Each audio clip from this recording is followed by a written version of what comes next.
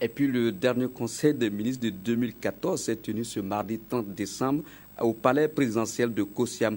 Au menu, la revue des nouvelles attributions des membres du gouvernement, la contestation du ministre chargé des infrastructures et des nominations. Le ministre de la Communication, porte-parole du gouvernement, est au micro de Draman Guéné pour plus d'explications. Ce dernier conseil des ministres de l'année 2014 s'est penché sur les contestations dont fait l'objet le ministre des Infrastructures, du désenclavement et du transport. Monsieur Djigimde, il y a pas mal de contestations au niveau de son ministère. Il y a des allégations qui ont été faites contre lui. Et comme je l'avais dit lors du point de presse passé, nous, au gouvernement, on procède à des investigations pour vérifier sur la véracité des éléments qui ont été portés contre lui. Et évidemment, si ces éléments sont vérifiés, il n'y a pas de raison que le gouvernement ne prenne pas des mesures. Mais en même temps, je peux vous dire qu'il y a un certain nombre d'éléments qui ont été affirmés qui ne sont pas corrects.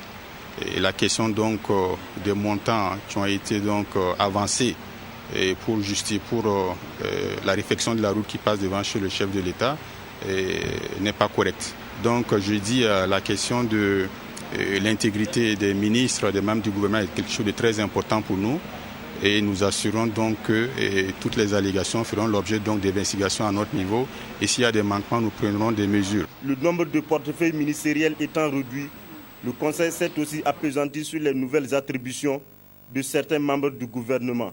On a échangé aujourd'hui sur les attributions du gouvernement. Vous savez donc que la charte a précisé que le nombre de ministères est réduit à 26, contrairement donc à l'ancien gouvernement où il y avait plus de 30 ministères.